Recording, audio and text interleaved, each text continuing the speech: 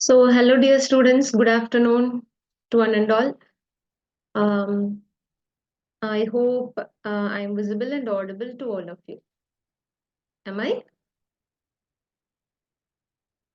Just let me know in the chat box if I am visible and audible to all.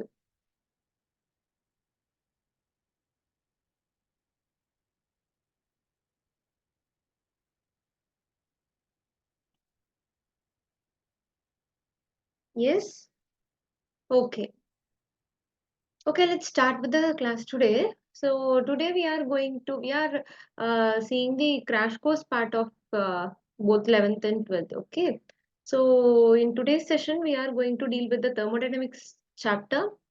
And in that, we will see the first half of thermodynamics today, and then we will continue the the second part of thermodynamics in the next session. Okay. So for today's session, I will give some gist of the theory part of thermodynamics, the first half of thermodynamics, and then I will discuss the questions, previous year's questions of JEE and NEET on this topic. Okay. So moving on to the session, yeah, the topics that we are going to cover today is mainly the first law of thermodynamics, and in that we will discuss some of the basic terminologies in thermodynamics and internal energy part and law of conservation of energy, types of work, expression for work, enthalpy and internal energy, and heat capacity. Okay, so these are the things we are going to discuss today. Now,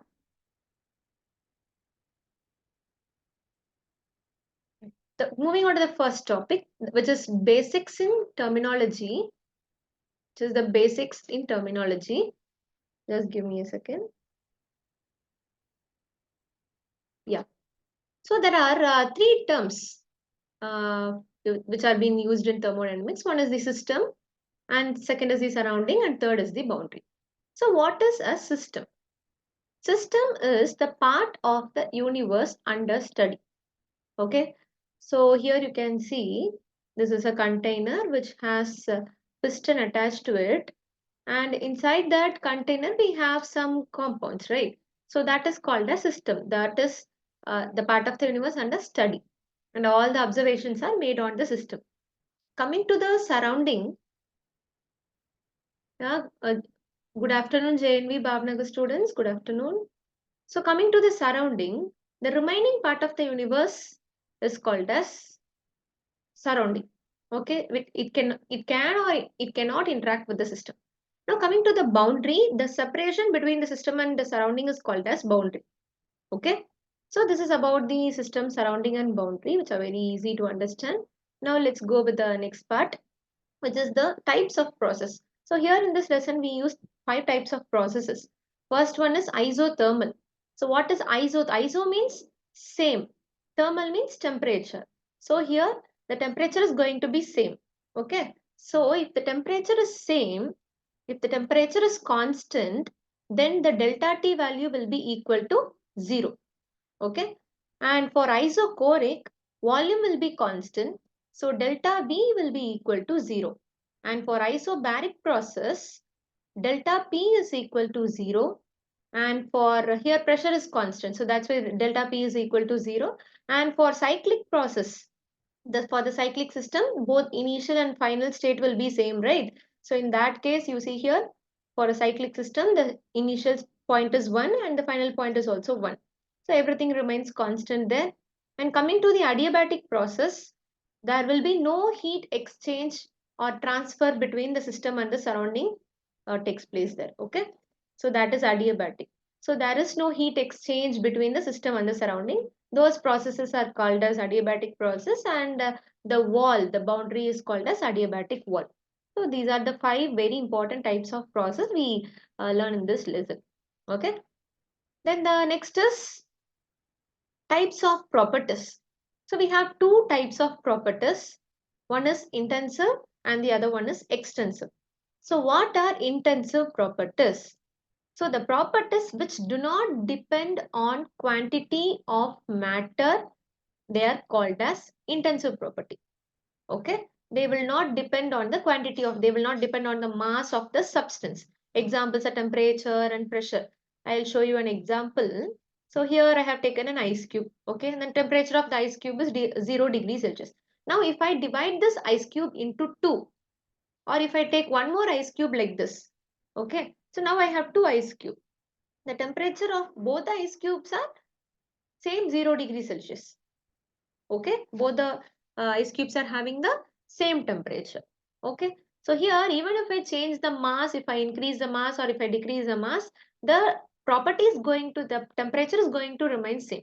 So that's why temperature and the other properties are called as intensive property. Now coming to the extensive property, the properties which depend on the quantity of matter are called as extensive. They depend on the mass, example volume, mass, etc. Now you see, so first initially I have 5 kilogram of wooden log, to 5 kg wooden log I am having. Now if I add these two, I will get 10 kg, right? Now the property is changing, the property, the mass is changing and the volume will change, everything will change, right? Those properties are called as extensive properties. Okay, so examples are very important. Now coming to the types of function, there are two types of function. One is state function and the other one is path function.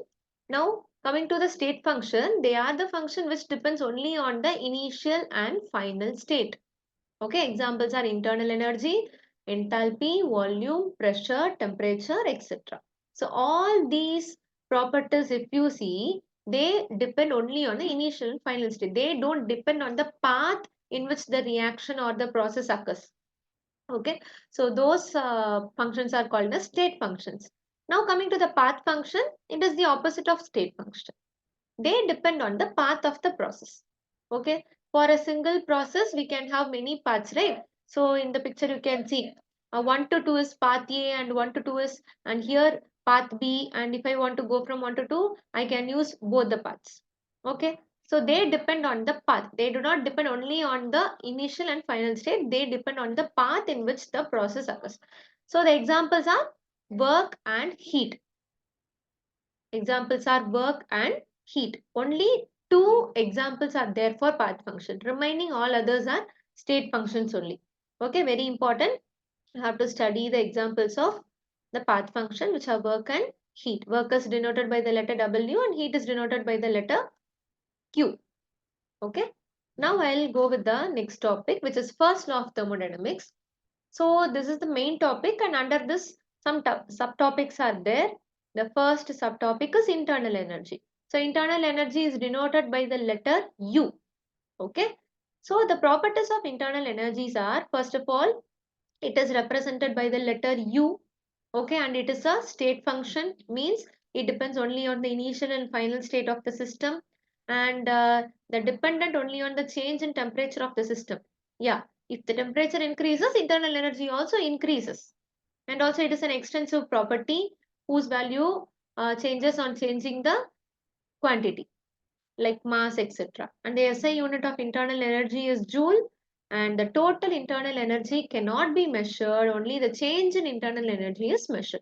So U cannot be measured, only the delta U can be measured using the calorimeters. Okay. Now coming to the next subtopic, which is the law of conservation of energy. Basically, the internal energy can be changed by three ways. Okay, one is heat exchange between the system and surrounding, and the other way is it can be changed by the work done on the system or by the system. Third is when the matter enters or leaves the system, internal energy changes. Okay, first let's go with the heat. So first of all, what is heat? What is heat transfer, and how does a heat transfer? Always heat transfer from a warmer object to cooler object, right?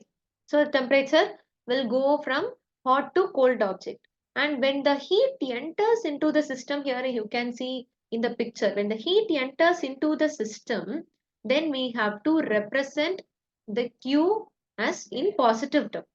And when heat comes out of the system, then the Q value will be negative. Just keep in mind, okay? When the heat enters into the system, if we are giving the heat to the system, then the Q value should be positive. And when the heat is coming out of the system, then the Q value will be negative. Okay. Now coming to the work, mechanical work. So energy exchange between system and surrounding against a constant external pressure leading to volume change of the system is called as work. There are two types. One is expansion occurs and the other case compression occurs. If the so there is a system, piston is attached to the system and we have some gas molecules over here. Okay, and the gas molecule will exert some pressure that I'll denote as pressure of the internal gas. Okay, and I can apply some pressure, right? That is the external pressure. That is the external pressure. So the gas is having some pressure, that is internal pressure, and if I give some pressure externally, that I'm calling as external pressure. If the internal pressure is greater than the external pressure, gas will do some work, and because of that expansion occurs, right? So gas will do some work, because of that expansion of the gas occurs. And the pressure which I am giving, that is, if external pressure is greater than the internal pressure, what happens? So this pressure is more. So what happens because of that? Compression occurs. So volume will get decreased. Okay, compression occurs in that case.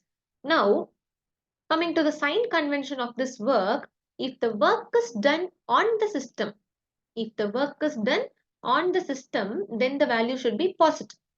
Value should be positive. And if the work is done by the system, if the system is doing some work, expansion occurs, right? Here you see system is doing some work here. Because of that, expansion of the gas occurs. In that case, W value will be negative. W value will be, in that case, it is negative. Got it? Yeah. Then coming to the next topic, which is types of work. There are two types of work. One is reversible work and the other one is irreversible work. Okay, so two PV graph for both the types of works are shown to you. And in case of reversible and irreversible, we have some area under this pressure volume curve. If I want to find out the maximum work done, then I have to calculate the area under this pressure volume curve. So area under the PV curve will give me the work done of that process. If the area is more, then the work done is also more. If the area under PV curve is very less, then the work done is also less. Okay. So very important relation. So the work done for any process will be equal to the area under the pressure volume curve. Okay. Very important relation. Now coming to the expression of work, we have three processes: reversible, irreversible, and free expansion. Okay, for isothermal expansion of an ideal gas, we have to use these three formulas to find out the work done. For reversible, it is minus nRT into ln, logarithmic function of V2 by V1, and for irreversible, minus P external pressure into delta V, and for free expansion, work done will be 0. So these three formulas is you have to note it and study, very important. Now coming to the next topic, which is enthalpy and internal energy. So the properties of enthalpy, it is denoted by the letter H and it is a state function. SI unit is joule. Again, like internal energy, enthalpy cannot be measured, but change in enthalpy can be measured using the calorimeter. And the formula that is being used is del H is equal to U plus PV. Okay, H is equal to U plus PV. Coming to the sign convention of this enthalpy, if the process is exothermic, delta H will be negative, and if the process is endothermic, then delta H will be positive. Exothermic means heat energy will be released. Energy will be released from the system. And if the energy is getting absorbed by the system, then we call that process as endothermic. Okay, in that case, delta H value will be positive. Okay, then the next is the relationship between delta H and delta U. This is one of the very important formula, you have to note it. Okay, delta H is equal to delta U plus delta Ng RT. Delta Ng RT. Okay, then the next topic is heat capacity. So what is heat capacity? It is the heat required to raise the temperature of the system by 1 degree Celsius. SI unit is joule per Kelvin. It is an extensive property. Formula is Q is equal to C into delta T. More heat capacity means more heat is required to raise the temperature. Got it? And we have two types of heat capacity. One is molar heat capacity and the other one is specific heat capacity. Okay? If the heat is required to raise the temperature of 1 mole of a system by 1 degree Celsius, it is molar heat capacity. Okay? When the heat required to raise the temperature by 1 kilogram of the substance by 1 degree Celsius means it is called as specific heat capacity. Okay. Now here molar heat capacity as well as specific heat capacity both are intensive property and here this is for 1 mole of the system, right? So the SI unit is joule per Kelvin per mole and here it is joule per Kelvin per kilogram and the formula that you have to use is Q is equal to N into Cm delta T and here Q is equal to M into Cs delta T. Got it? So both N and M represents the number of moles. So just the letter changes for both. Okay. Now, relationship between Cp and Cv. So the relationship is Cp minus Cv is equal to R for 1 mole of an ideal gas. Okay. For 1 mole of an ideal gas, the relationship is Cp minus Cv equal to R. Got it? And also we have one more relation which relates this Cv and delta U and Cp and delta H. Okay. So QV is equal to NCV delta T which is equal to delta U and QP is N into Cp delta T which is equal to delta H.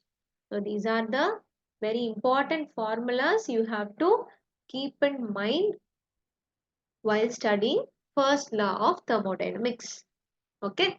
Now we will solve some previous year's questions of JEE and NEET related to the topics that we have discussed. Okay. So let's start with the first question. Which among the following options is the correct relation between change in enthalpy and change in internal energy? So just now we have seen, right? So what could be the answer? What is the correct answer? What is the correct answer for this? So which among the following options is the correct relation between change in enthalpy and change in internal energy? Yeah, very good. It is option A, right? So delta H is equal to delta U plus delta Ng RT.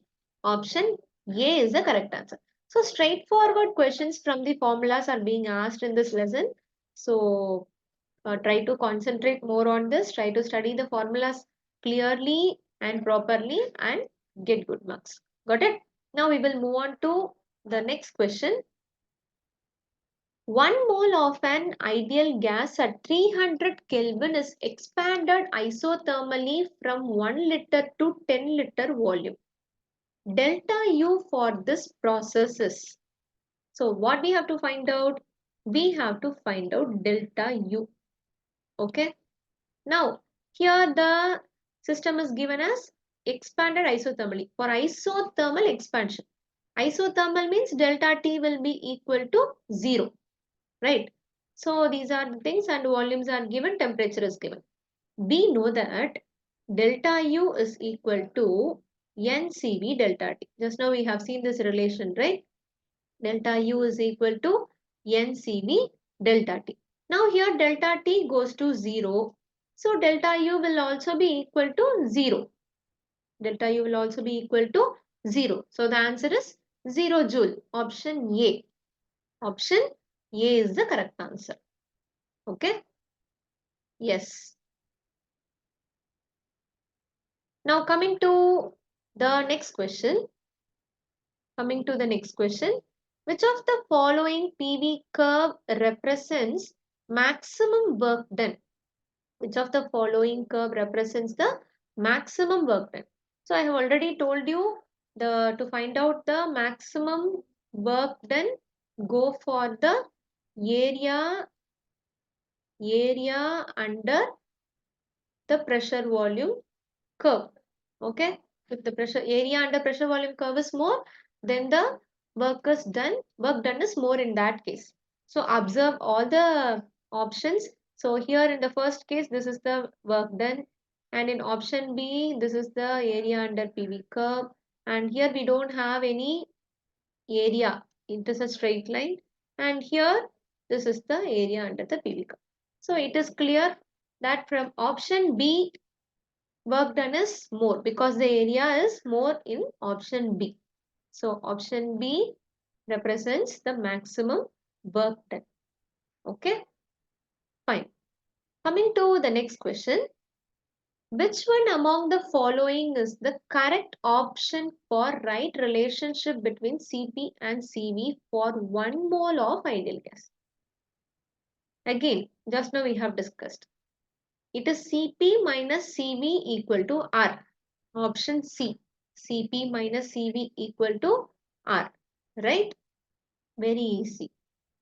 Coming to the next question. The correct option for free expansion of an ideal gas under adiabatic condition is.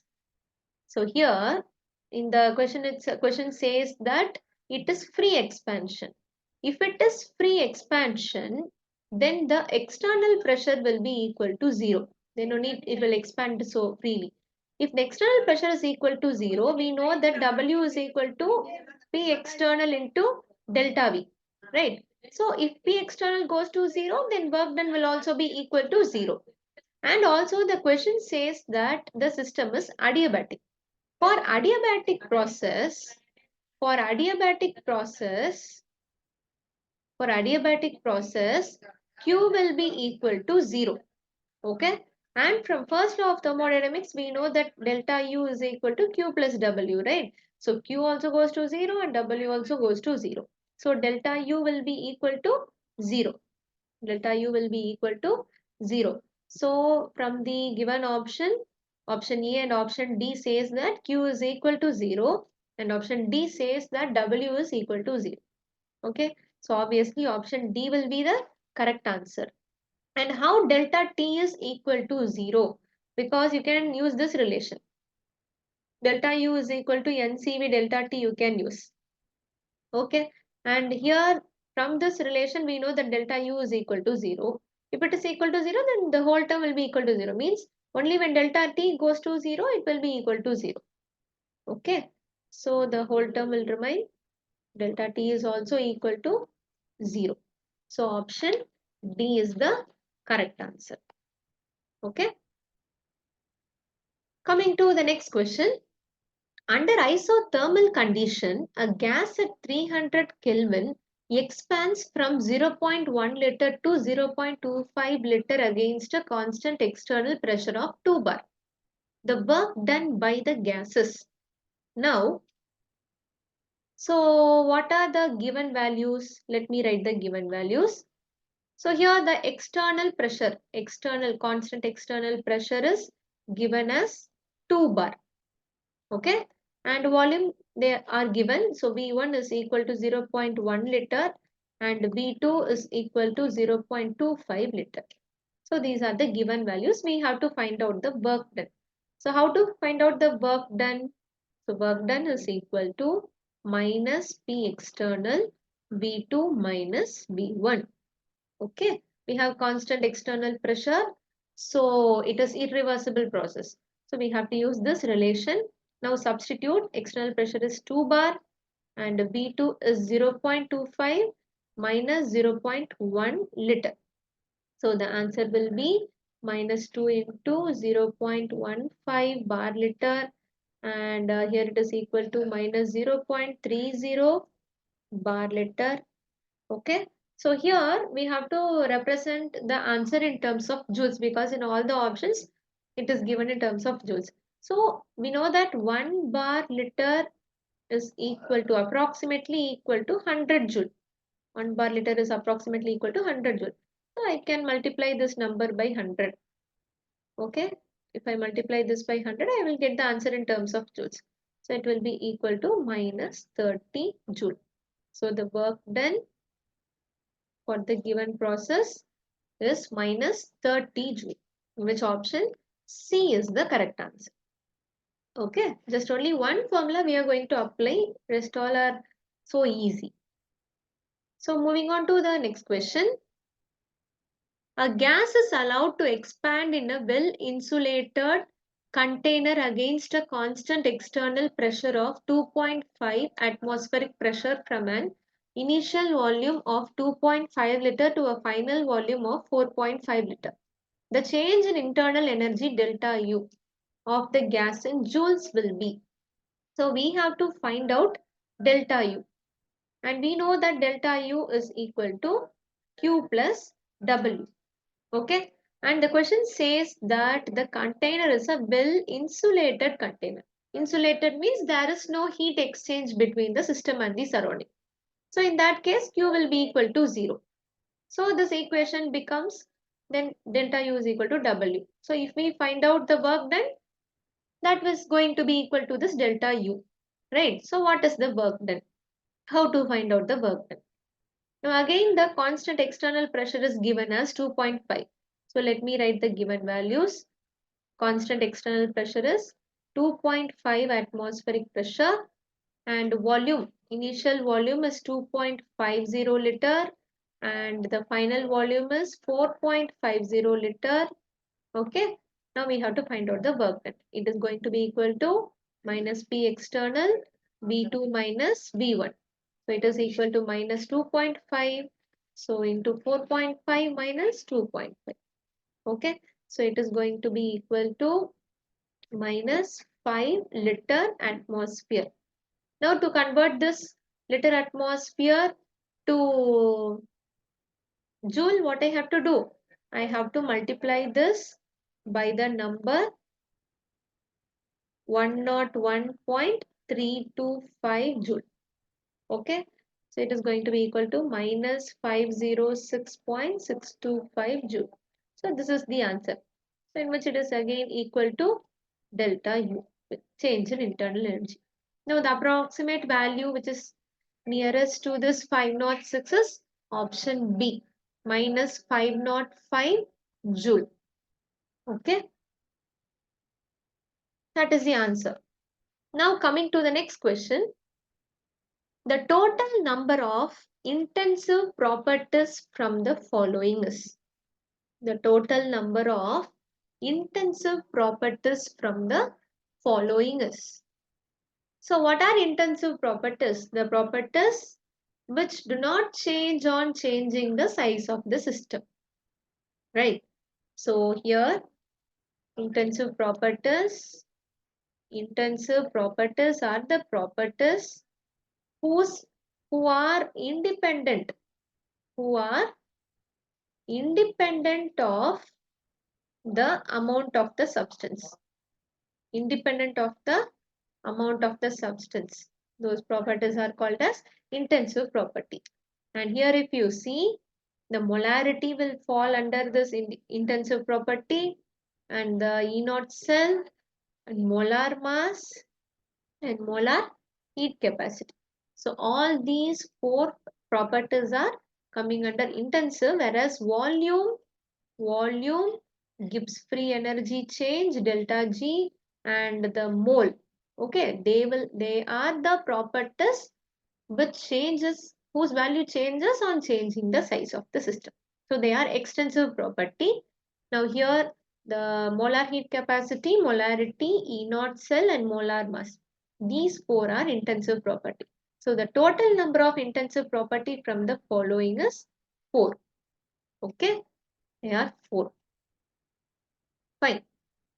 Coming to the next question.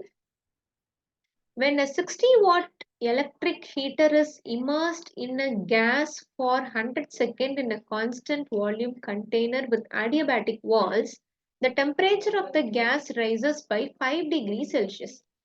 The heat capacity of the given gas is dash joule Kelvin. How to find out? So what is given? Heat capacity we have to find out.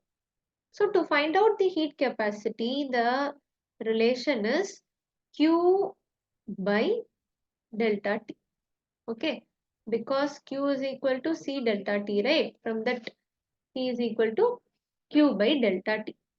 So I need Q and delta T value. So but here in the question 60 watt. So power is given. So power is equal to 60 watt. Power is equal to 60 watt and time is given. So the time is equal to 100 seconds. So from this we can find out the Q value. So Q value will be equal to power into time, right? So it is 60 into 100. So it will be equal to 600 joule. Q is equal to 600 joule. Now substitute this Q value in this relation. C is equal to Q by delta T. It will be 6000 and the change in temperature is 5. It rises by 5 degrees Celsius. So it will be 5. So when we solve this 1 and 2, 0, 0. So the C value is equal to 1200 joule. Okay. 1200. It is not joule, right? It is joule per Kelvin. Joule per Kelvin. So the answer is 1200. Okay. So I hope this question is clear to all of you. We can move on to one more question. Yeah. 1 mole of ideal gases allowed to expand reversibly and adiabatically from a temperature of 27 degrees Celsius. And the work done is also given as 3 kilojoule per mole. The final temperature of the gases. What are all the things that is being given here? The given values are 1 mole. So the number of mole is equal to 1. Number of mole is equal to 1. And it is allowed to expand. So expansion occurs. Means the work is done by the gas. The work is done by the gas. So the W value will be equal to minus 3 kilojoule per mole. Okay. And what else is given? Temperature is given. 27 from a temperature of 27 degrees Celsius. So the initial temperature is 27 degrees Celsius. And if I want to convert this into Kelvin, just add 273. You will get 300 Kelvin. Okay. Now use a relation. W is equal to NCV delta T. So N value is 1. CV is already given in the question. It is 20 and delta T is T2 minus T1. So it is equal to 1 into 20. Temperature, final temperature we have to find out and initial temperature is 300. And the work done is given as minus 3 kilojoule. So it is kilojoule, right? To convert that into joule, multiply by minus 3 into 10 power 3 joule per mole. Okay. So I can substitute minus 3000 here. And if I want to find out the value of T2, it will come around 150 Kelvin. T2 will be equal to 150 Kelvin. Okay. So the final temperature of the gas is 150 Kelvin. Final temperature is 150.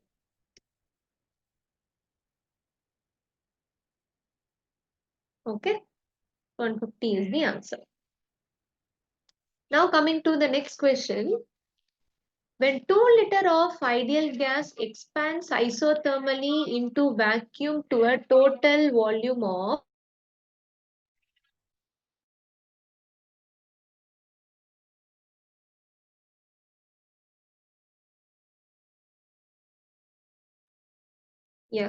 to a total volume of 6 liter, the change in internal energy is dash. So all these are JE questions. That's why you cannot find the options over here. Yeah. So how to solve this? We have to find out the change in internal energy. We have to find out the change in internal energy. Delta U we have to find out. And volume is given as 2 liter of an ideal gas expands isothermally. Isothermal means again delta T is going to be 0 because the temperature is constant. Okay, we know that delta U is equal to NCV delta T. Delta T goes to 0. So the change in internal energy delta U is also equal to 0. So it is 0 joule. Okay, very easy. Coming to the next question. Among the following, the number of state variable. So who are the state variable? Who are the path variable? I have told you only two examples are there for path function. One is heat and the other one is work. So these two are path functions, heat and work. The other things are state variables, state functions only. These are the path variables or path function. The remaining are state variables or state function. So internal energy is a state function, volume is a state function, and enthalpy is a state function, but heat is a path function. So the total number of state functions or state variables is 3. Okay, answer is 3. Good, let's move on to one more thing. The molar heat capacity for an ideal gas at constant pressure is 20.785 joule per Kelvin per mole. Molar heat capacity, that is given.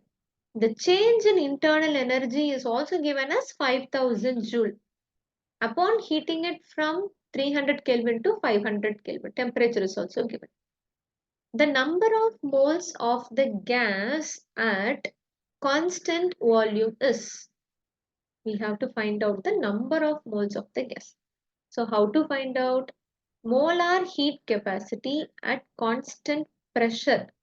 So it is, the given values are Cp. Molar heat capacity is C and at constant pressure it is Cp.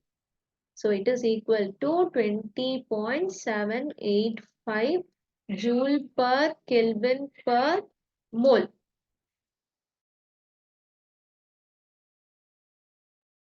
Joule per Kelvin per mole. And temperatures are given. Temperatures are also given. So the initial temperature T1 is 300 Kelvin and T2 is 500 Kelvin. Okay. And the change in internal energy is also given.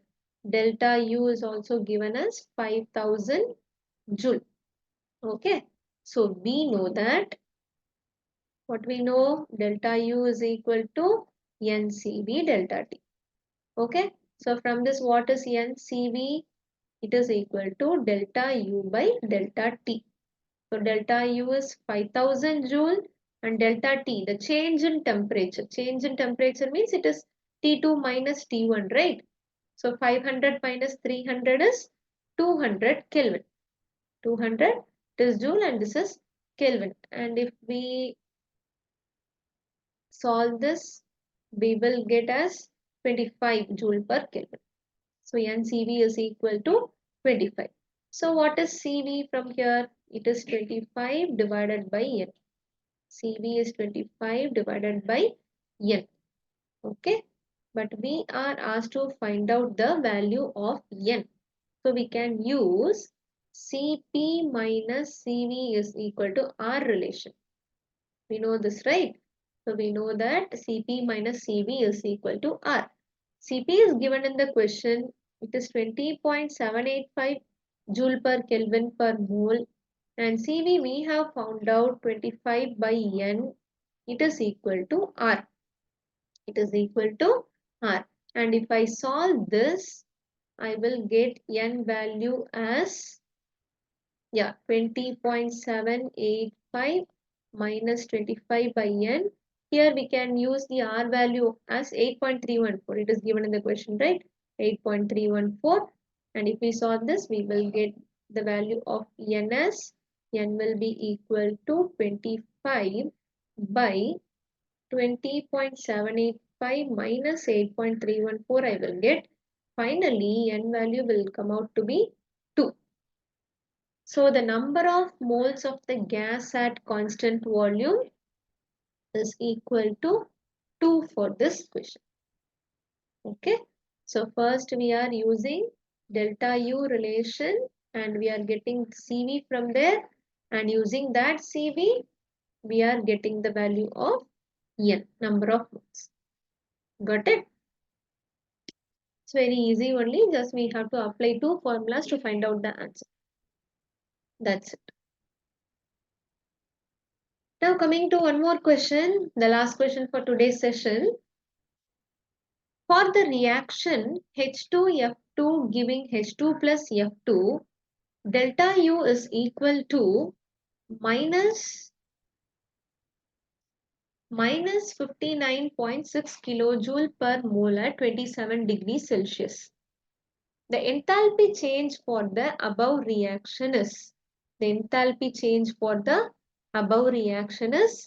minus dash kilojoule per mole, and R value is given as 8.314 joule per Kelvin per mole. Okay. So we have to find out the enthalpy change. So what is enthalpy change?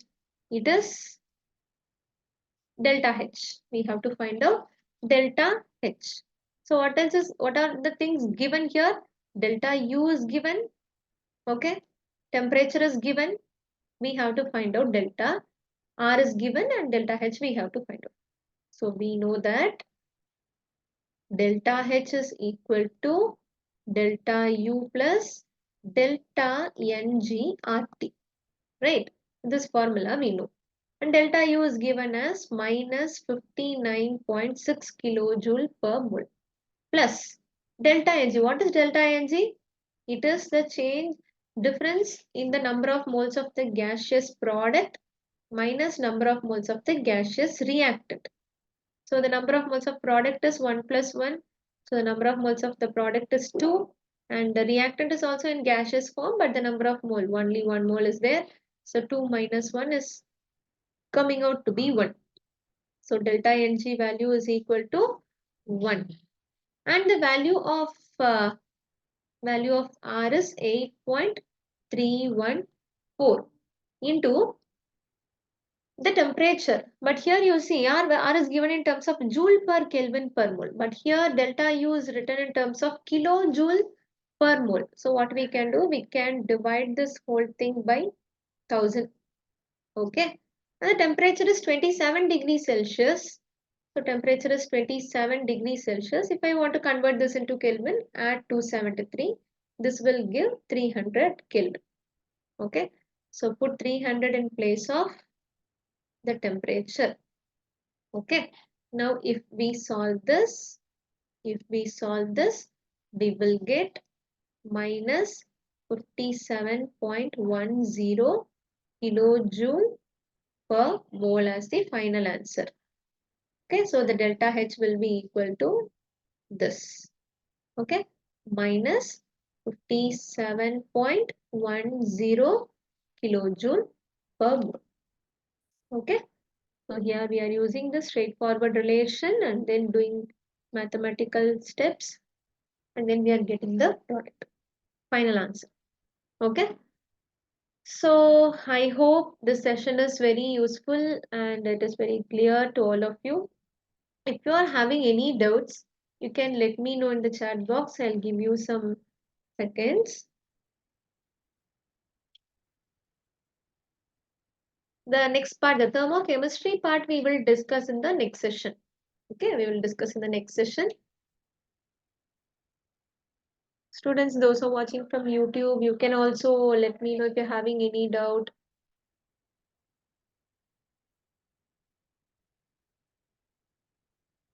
Yes. Yeah, this is sufficient for NEET. Okay, this is sufficient for, this is for both NEET and J, and the questions are also from both J and NEET only. Okay. So everything is sufficient for you. For both NEET and J, you don't have to worry about anything. Okay.